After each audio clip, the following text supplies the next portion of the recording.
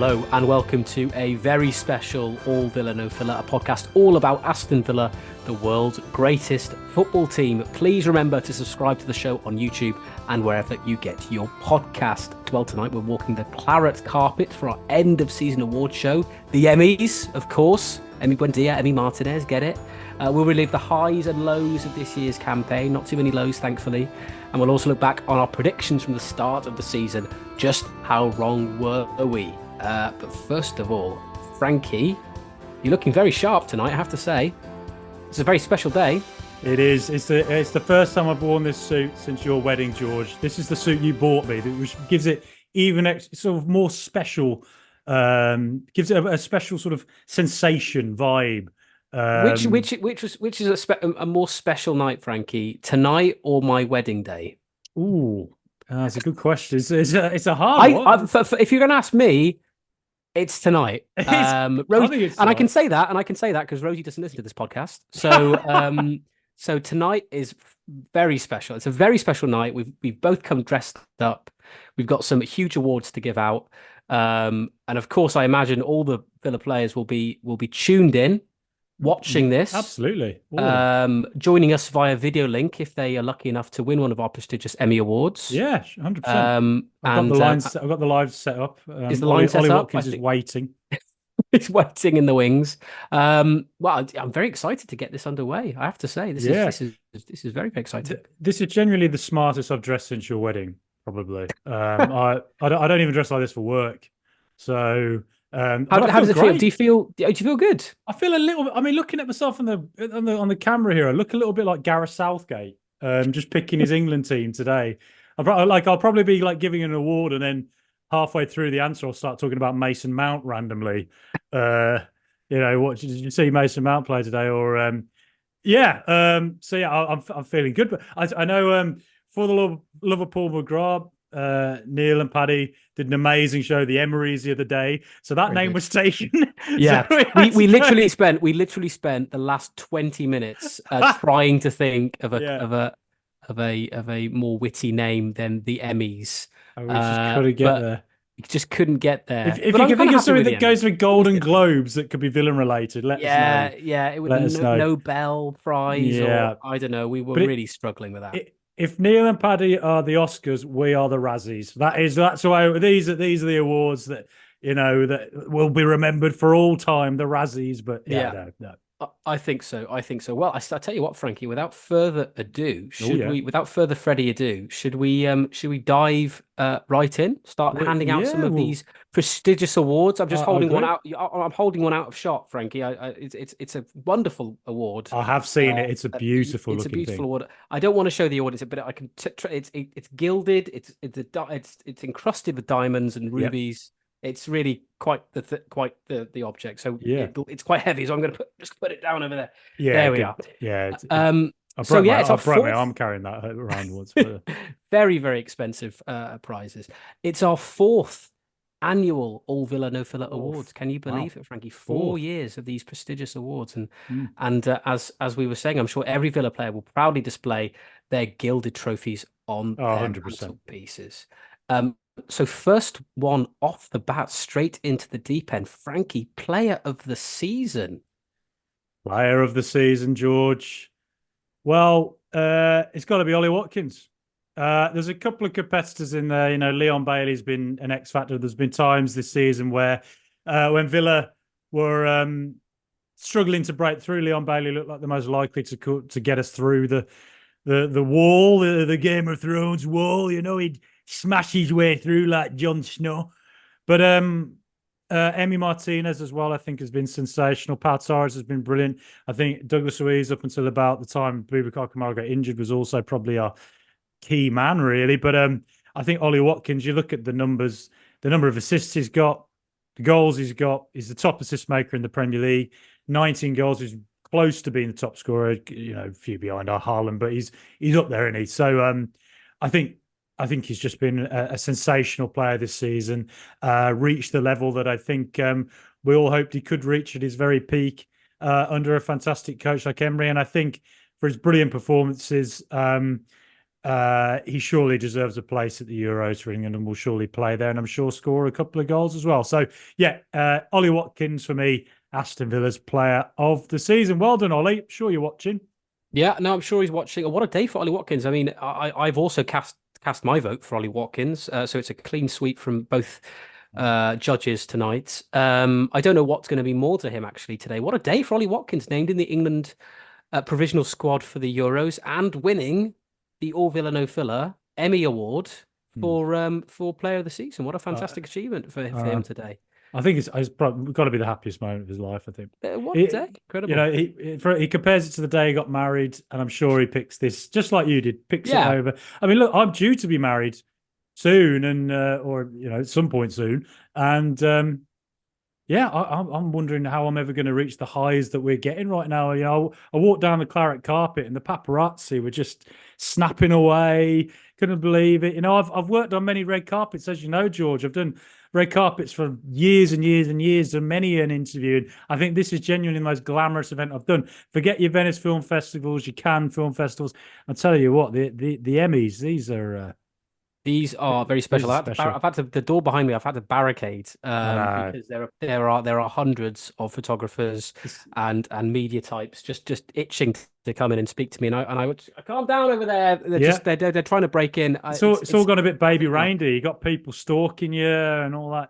It's gone a bit crazy. But obviously, I'll deal with that after the awards are done. We have to deal with the awards first and foremost. They are the most important thing, of course. But yes, no, Ollie Watkins. Just to reiterate exactly what you've been saying, Frankie. What a season he's had! His goals, his assists, everything he's done on the pitch. He's got the Midas touch. Everything he touches turns to goals. He's just been absolutely phenomenal and become a crucial, integral player in Emery's squad, which is something that we might not have said of him over the last couple of seasons. But he's definitely one of the first names on the team sheet, and long may he stay at Villa Park, and hopefully he has a very successful Euros 2 this summer. So Ollie Watkins, congratulations. Moving on to moment of the season, Frankie, lots of very impressive, exciting moments this season at Villa Park.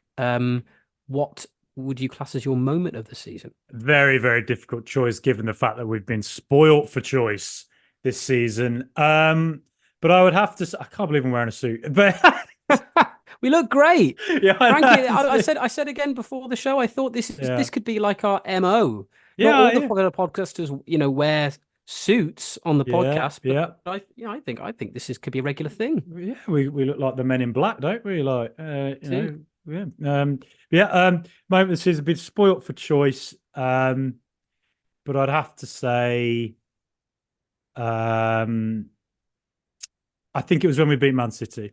I think because it was you look back in the past, you look at Pep Guardiola's teams, Barcelona, Bayern Munich, Manchester City, some of the greatest teams of all time. And in all those years, he's never statistically been as absolutely battered as he was by Villa that night. We never really beat Manchester City. We have a horrendous record against them. The Villa of old, how often do we say that? How often do we say the Villa of old wouldn't do this, but under Emery we'd do it? I think to go into that game, having 3 days before played a really tough game against Bournemouth, where we had to fight to the end. Bournemouth are in great form, got a late equaliser, and then we had that fantastic home run where we'd won 14 in a row up to that point, I think, and then made it, well, it was 13, made it 14 that night against City. We absolutely dominated them. There wasn't a single moment where City looked like even a vague threat.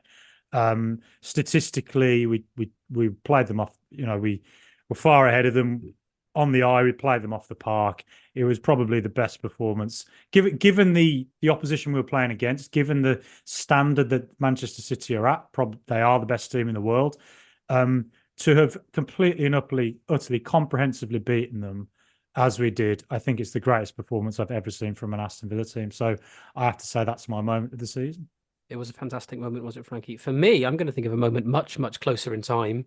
And it didn't actually happen at Villa Park. It happened a few hundred miles south of Villa Park at the Tottenham Hotspur Stadium when Erling Haaland scored Man City's second goal to make sure that Villa qualified for the UEFA Champions League for the first time in over 40 years. The day before, we'd obviously, or in our previous match, we'd got that incredible point. I mean, that could be classed as moment of the season when we do 3-3 against Liverpool, when all hope seemed lost at Villa Park, particularly when they went 3-1 up.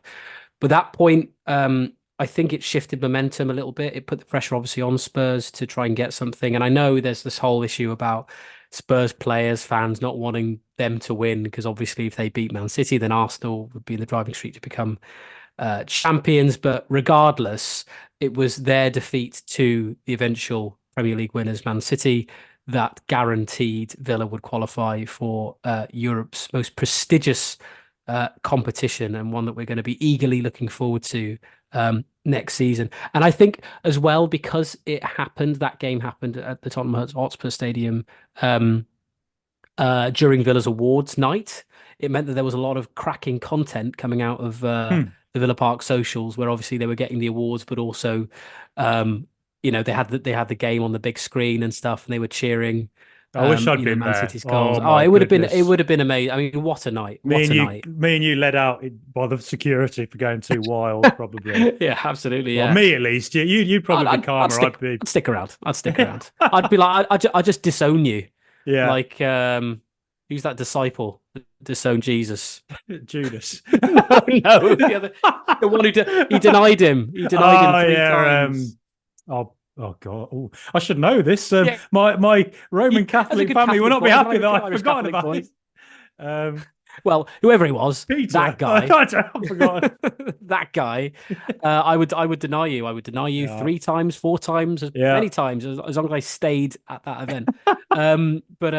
It was. It was just it was brilliant. It was fantastic. And okay, there's a slight element of disappointment that we didn't do it ourselves at Villa Park. But I think, to be honest, deep down, I think a lot of the players knew following that point that was probably enough themselves, which is why there was such a magnificent reaction following that game at Villa Park. So yeah, for me, I think that moment when we guaranteed our place at Europe's top table for next season, that for me is the moment of the season. Lovely stuff. Perfect. Right. So we hand out another gilded trophy to the mighty Aston Villa. The next one, goal of the season, the Bosco Balaban Tribute Award. The Balaban, the big one, the Balaban. The Balaban. The Ballon d'Or? Balaban d'Or? Don't know. The Balaban d'Or? The Ballad, yeah. Look, I think there's a few contenders. Obviously, I think John Duran's Crystal Palace goal won it, but I have gone with John McGinn's against Arsenal. I think it was, again, it was at the end of that 6-day spell. Bournemouth away 2-2, beat Man City, and then beat Arsenal. Was just absolutely one of the greatest 6 days I've ever seen as a Villa fan, really.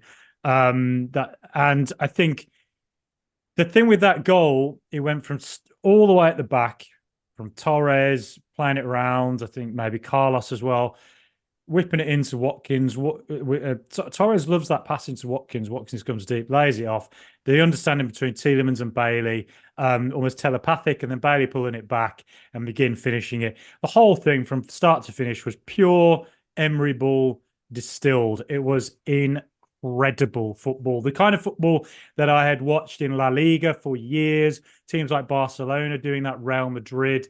A team like Man City doing it over here. Wenger's Arsenal maybe would pull off goals like that. But I never thought I'd ever, I'd ever see it. There were times when I thought I'd never see that in recent years at Villa. And, it came almost just over a year after Emery had joined the club. And I think it was basically the perfect example of what Emery had done within a year at that football club. It was against an opposition of such the quality of Arsenal, with their fantastic press, the best pressing team in the Premier League, probably. For Aston Villa to cope with that press, stay calm, stay measured, and then score such a fantastic goal. I think it wasn't just Aston Villa's goal of the season. I think it was possibly Premier League goal of the season, genuinely. And I'm surprised it didn't get more recognition, really, from other, from say Match of the Day or whoever picks the best goal. So yeah, I think it was an absolutely fantastic goal, which was a perfect exclamation point on a brilliant 6 days for Aston Villa. Yeah, it was a brilliant goal, and I think as well, given who we scored against, the quality of the opposition, and to beat Arsenal home and away, I think that needs to be said as an incredible achievement. Yeah. So that was obviously one of the goals.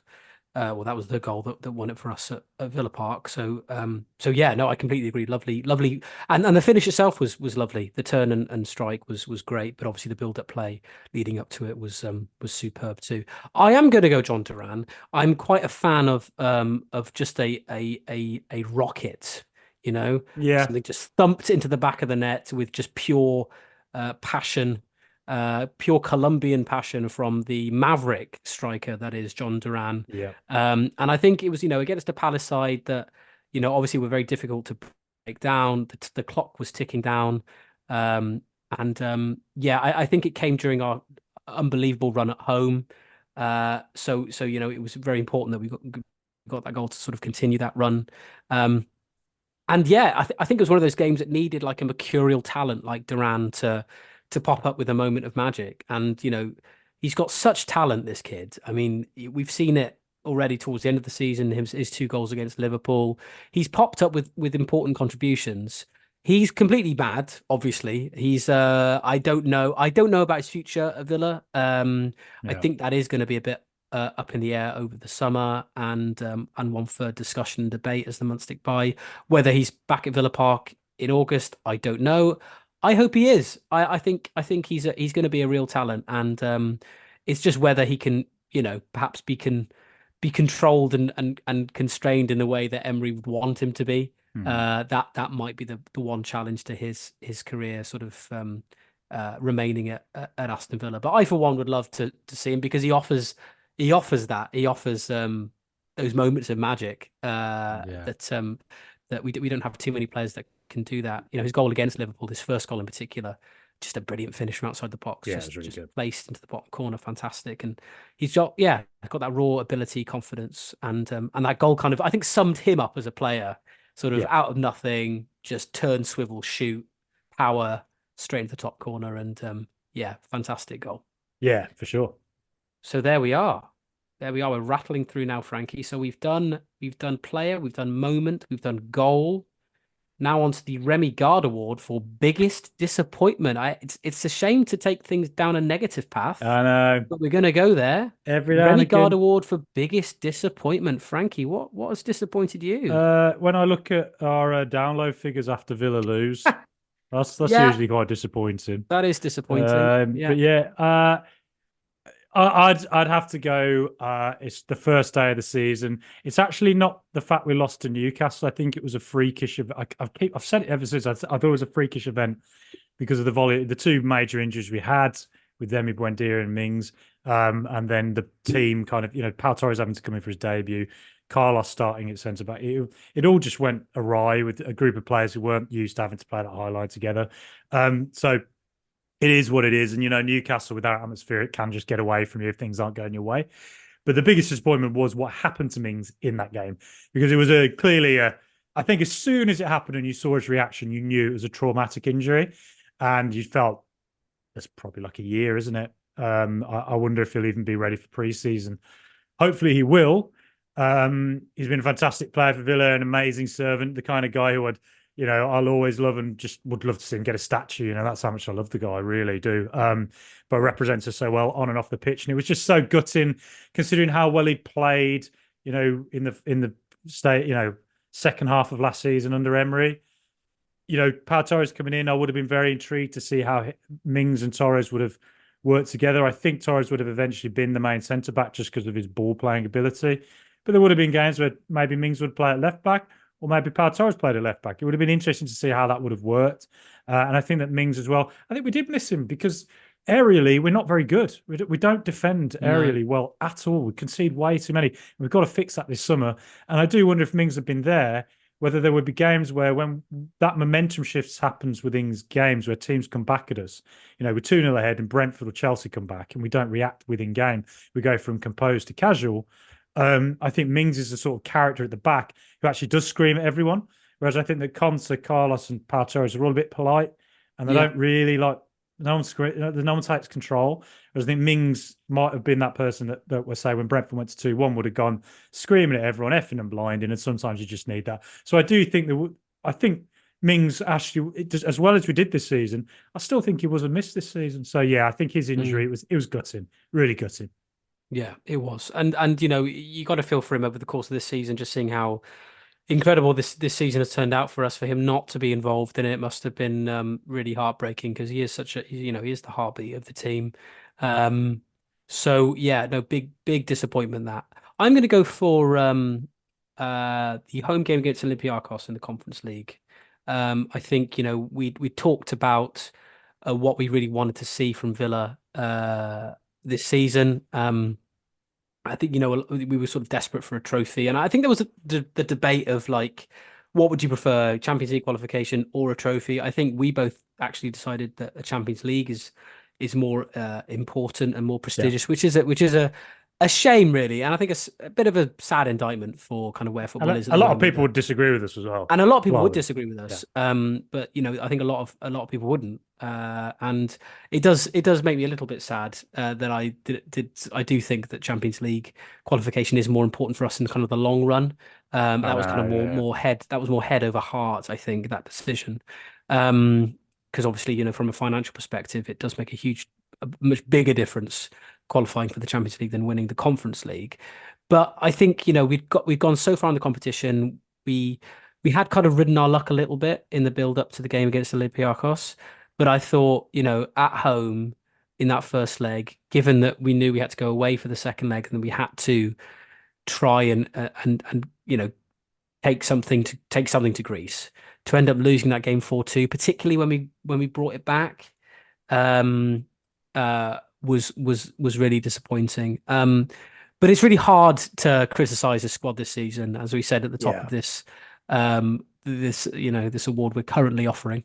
There hasn't been disappointments, and it's very difficult. It's very Very few. strange for me to say that as a Villa fan, that generally over the course of the season it's just been absolutely phenomenal. I mean, even reaching the semi-final, I know a lot of the fans would have thought we would have won the competition. We did go into it as favourites to win it, but I think just reaching a semi-final of a European competition for the first time since, I mean, it's been decades, hasn't it? That in itself is an achievement. We It talked really about is. Emery breaking record after record. I mean, that's another one to get to get Can't that far. underestimate that. Can't Yeah, underestimate. Getting to a semi-final in Europe is difficult. No it matter is. what it is, It is that was a difficult. achievement. And we hadn't qualified for Europe in so long, and West Ham they had two bites of the European cherry, didn't they, before they won the Conference League, didn't they? Because they Mm. they played in Europe the They've had season yeah, before. they've had a few. Yeah, So I think that will augur well for playing in the Champions League next season. Obviously, the opposition is going to be much more difficult, but that process of playing in Europe um, this season will hopefully benefit us next year. So that is sort of a bit of more of a positive spin on what was a slightly disappointing performance. But that's how I would evaluate that. So we move on. Match of the season, Frankie. There are lots of incredible matches from well, Emery's superstar boys. What is your match of the season? I mean, beating Arsenal twice is pretty special, isn't it? I think the 2-0 away against Arsenal was just, again, and one of the greatest performances I've ever seen from a Villa team, given the momentum that Arsenal had. Arsenal are one of the best teams in world football. And we went there and we just controlled it so fantastically. It was an amazing away performance. But I think it's got to be the City win. I think I mentioned it as my moment of the season. I think it was a match of the season as well. It was just I don't need to elaborate more on it, really. It was just a historic win and a historic loss for Pep Guardiola, and one that I don't think any of us will ever forget.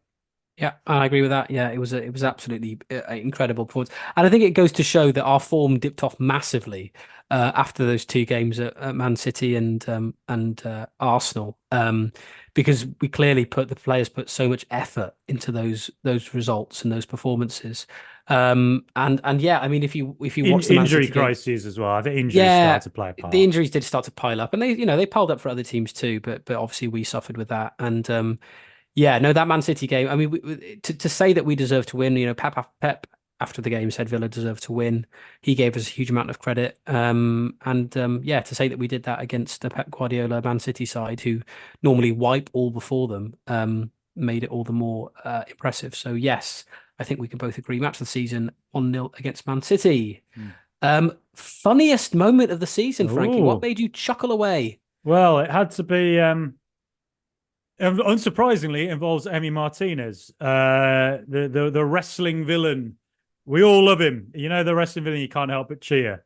He is it. Love that man to my core. And he, when he shushed the Lille fans during the penalty shootout, I was rolling on the floor. And as soon as we went to penalties, and they've got a brilliant keeper themselves in Chevalier, but I just knew Emi Martinez.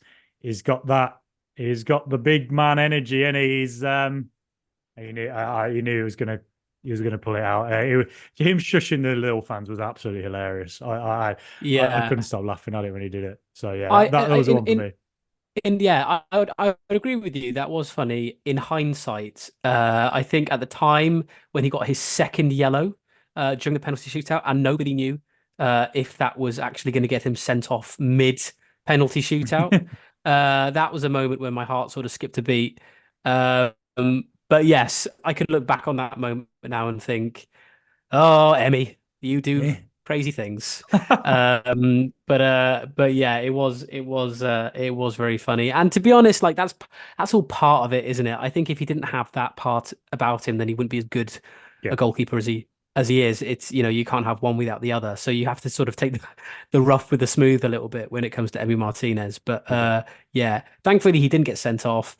He made the save that got us to the semis, and yeah, he's a character. He certainly is a character. But we're now going to move on to the predictions review. George. Well, George, the predictions from the start of the season. I have been listening back to what we all said. Okay. And every year there's some ridiculous calls, but actually, George, this year I think we've done all right. I think we've actually done okay. We're not being too bad. So no, basically we did the Aston Villa predictions, and then we did the wider league predictions as well. So George, you said that Aston Villa this season would finish fifth. Not bad at all. Not place bad. away. Well, I bet you were there. I bet you were there when Son went through on goal against Man City, and you were cheering him on. You're like, "Come on! It matters more that I get this prediction right." Then, that absolutely. The predictions I've pinned to my bedroom wall, Frankie, and I've been sort of chasing them over the course of the season just to see how they're getting on. And it was, I was gutted when Son missed that chance. Absolutely gutted. You were so keen for Spurs to get fourth. You didn't care about Champions League for Villa. You just wanted that prediction. I just wanted to be you, Frankie. Yeah. But well, George, I said Villa could finish as high as third, but I went reluctantly with sixth. So. I think it's a fair shout. Who was to know? But sixth. But I did say Villa could get as high as third, but I didn't say it, did I? So you didn't say it. And either way, you're wrong. I was wrong.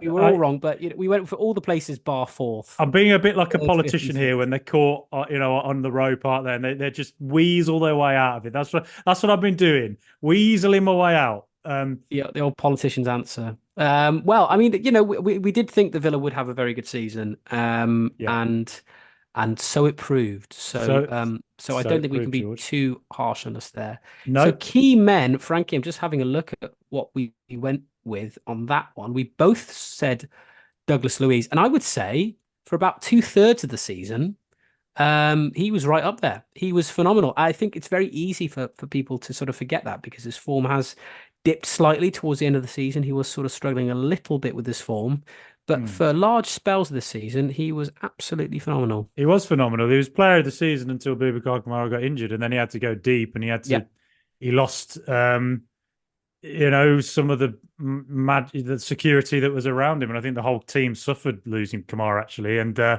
I would say, I mean, Watkins is the key man, isn't he? Just for his goals and assists and all that. But George, we move on to breakthrough. Yeah. Tough one, wasn't it, really? it's going to get tougher as well because youth players are just not going to break through at Villa, No, particularly it's going to be a if the challenge. higher we go. But we both said it depends on who goes on loan. We both said Jaden Philogene Badace, and he left us about 2 days after we made that prediction. He So did, and I would say of all the loan players, all the sort of our academy players who have gone out, and I know he joined Hull on a permanent transfer. mm, He arguably has been the most successful. I mean, I think he's had a yeah, cracking season with Hull, and he has been linked with the move back to the Premier League. Probably, probably not with us now, but yeah, I mean, he has had a good season, and I think it was unfortunate really for him because he was never really going to get the game time he wanted with us.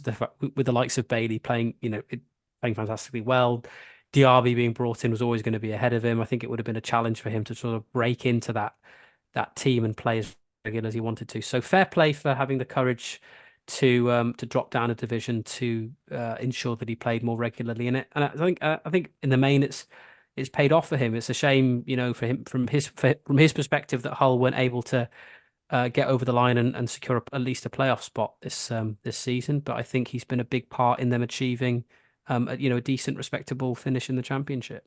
he has indeed. Now, George, top goal scorer. We both went, well, I mean, how did we see this coming? We both went with Ollie Watkins. Shocker. Now, we actually did say a total, though. I said he'd hit 20 to guarantee himself a place in the England team.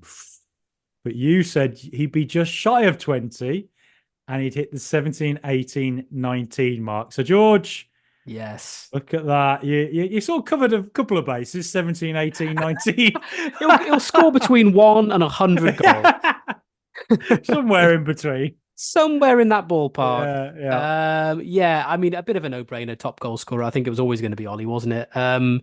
But there was obviously a debate about whether he'd get a place in the England team for the Euros, with other players at the time gunning for that spot. If you think about Ivan Toney, you think about sort of Callum Wilson as well as that sort of player playing second fiddle to Harry Kane. But yeah, Dominic Watkins Solanke. has Solanke as well, Mm. absolutely.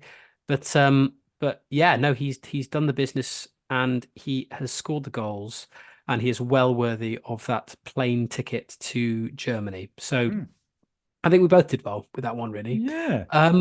So yeah, so now we're moving on to non-Villa related predictions. So Yeah. we said who would win the league? Surprise, surprise. Both you and I said Man City, and both you and I were right, Frankie. Well, I should have put a bet on that, shouldn't I? That was Yeah, hard. well, Who saw that coming? yeah, exactly. Very short odds on that. And Leicester 2016 repeated. yeah, exactly. What a victory for them. Top goal scorer Erling Haaland for both of us. Yeah. Again, surprise, surprise. Erling Haaland, top goal scorer. This is where things do get a bit more interesting, Gets a bit Frankie. tasty, George. Relegation. Who we predicted Mm. to go down? Now, you said you predicted two of the three that did go down in the end, Sheffield United and Luton. Mhm. You said Sheffield United could do a derby. I mean, they essentially did.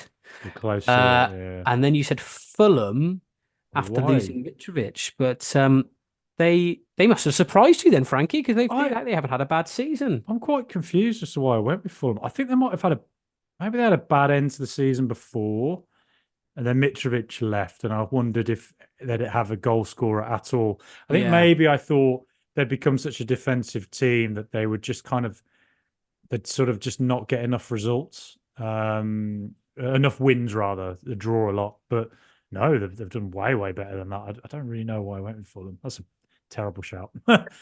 well, you say yours was a terrible shout. I predicted Sheffield United, Wolves, and Bournemouth. In So fairness, I've listened to a few other podcasts, Football Ramble, ones like that. A lot of them went for Bournemouth and Wolves as well. yeah, yeah. Well, I think there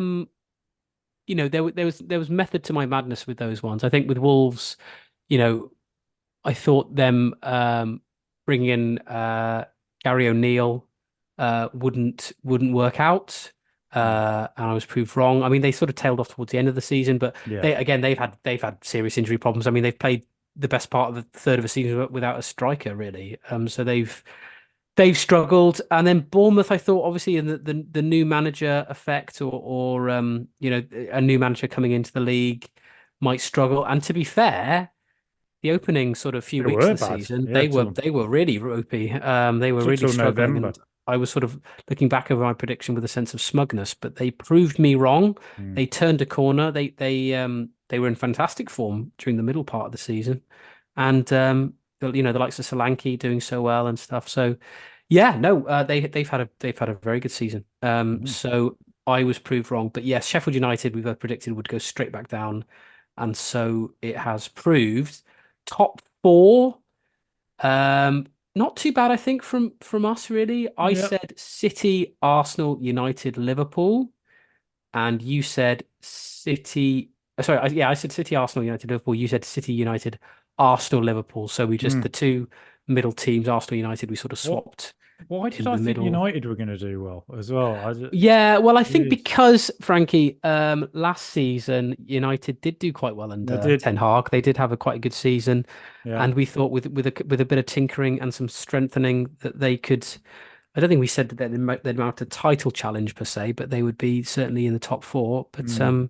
they've had a stinker, which Yeah. we've obviously benefited from. So And thank you. why did we lose twice to them, George? That still bothers me. Yes, I I know. Yeah, that is one of the great mysteries, isn't it? That one really. But winds me up. hey ho.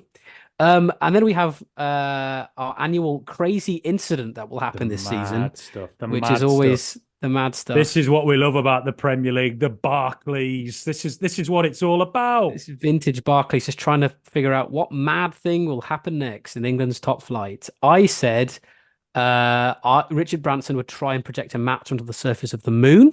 Yeah. That has not yet Didn't come happen. to Not fruition, yet. But but I was looking at the moon every night, wondering if George's prediction would come true. It hasn't yet. when I saw the Northern Lights, Frankie, when the Northern Lights came, I thought that was a game. Yeah, what? I thought that was Liverpool Fulham. Yeah, same thing here. Um, I thought I was watching highlights of goal of the month on Match of the yeah, Day, but it wasn't. but no, Uh, it was Aurora Borealis. So but we're just waiting for Richard Branson to pull his finger out on that one.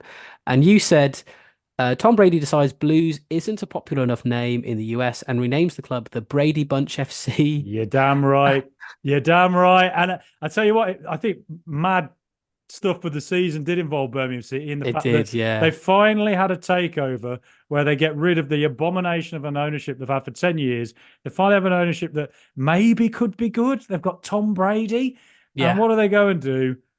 They get bloody relegated. Sack the manager when they're fifth, sixth in the league. That is absolute what Dwayne the Rock Johnson would call jabroni behavior.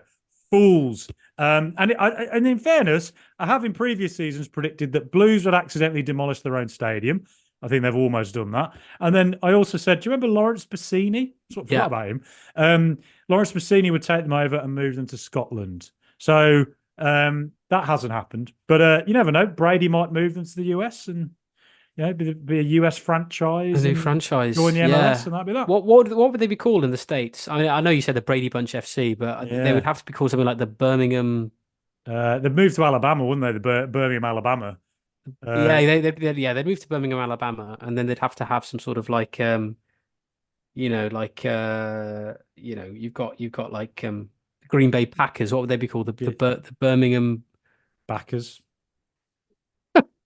Birmingham, the Yeah, Birmingham Birmingham. Bullet Trains. Yeah, remember the Birmingham Bullets basketball team? I do, the basketball Anyway, team. yeah, Yeah. they were good. Well, they don't exist anymore, so maybe No. the Birmingham City would become the Birmingham Bullets in Birmingham, Yeah, Alabama. yeah. So Trying to think what yeah. Alabama's famous for that doesn't involve controversy.